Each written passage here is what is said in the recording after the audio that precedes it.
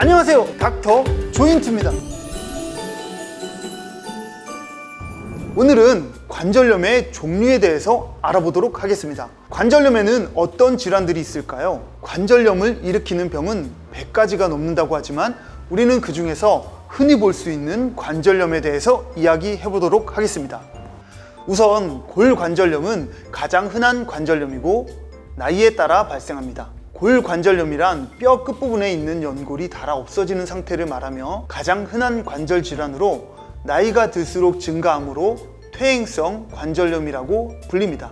일반적으로는 40세부터 퇴행성 변화가 시작되어 60세에는 퇴행성 관절염 증상이 나타납니다. 골관절염의 원인은 밝혀지지 않았지만 노령, 유전적인 요소, 환경적 요소가 작용합니다. 여러 원인에 의해 연골 탄력성이 없어지고 파괴가 되며 떨어져 나간 연골 조각에 의해 염증이 일어납니다. 이러한 과정이 오래 지속되면 결국 연골이 닳고 뼈가 노출되어 관절 운동이 어려워집니다. 또 뼈 가장자리에 골 증식체라는 돌기가 자라나 관절이 튀어나오고 변형이 일어나게 됩니다.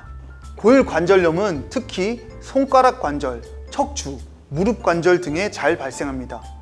골관절염의 주된 증상은 통증이며 이 통증은 관절 운동 시 악화되며 휴식을 취하면 좋아집니다. 아침에 일어나면 잘 안 쥐어지고 뻣뻣한 증상이 있지만 류마티스 관절염과 달리 오래 가지 않고 30분 내에 풀어집니다. 손가락 관절의 경우는 서서히 뼈가 튀어나오면서 통증은 증가합니다. 무릎의 경우에는 처음에는 계단을 오르내리기 힘들다가 진행하면 평지를 걷기도 힘들고 O자형으로 휘어지게 되기도 합니다.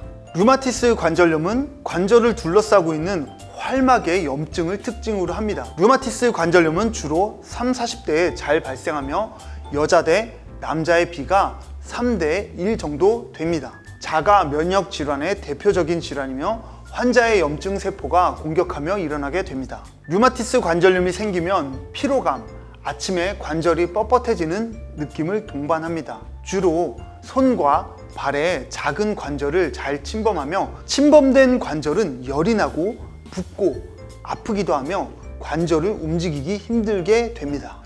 류마티스 관절염은 수년 동안 지속되어 손가락, 손목, 팔꿈치 등 여러 관절을 침범하여 결국에는 연골, 뼈, 힘줄, 인대 등의 손상을 가져오게 됩니다.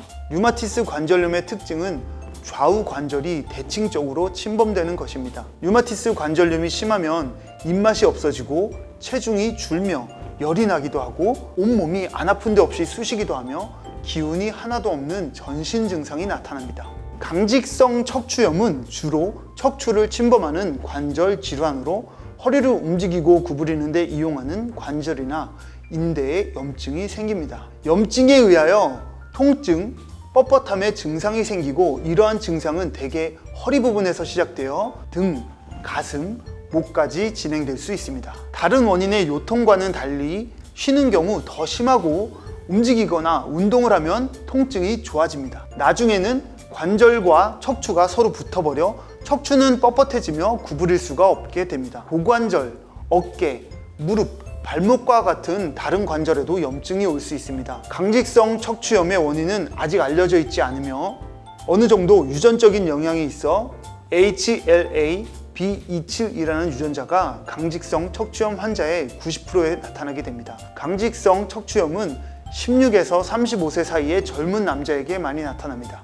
여성은 나이가 들어감에 따라 폐경이 오는데 갱년기 장애는 폐경이 오기 수년 전부터 얼굴이 화끈거리고 가슴이 뛰는 증상이 나타나며 이와 함께 관절이 뻣뻣해지고 관절통이 나타나며 마치 관절염에 걸린 듯한 증상이 나타날 수 있습니다. 과도하고 지나치게 관절을 많이 사용해도 통증이 나타나게 됩니다. 반복적인 손상에 의해 팔, 다리에 있는 근육, 힘줄, 신경 등이 손상받을 수 있습니다. 심하지 않은 경우에는 관절 사용을 자제하면 증상이 좋아집니다.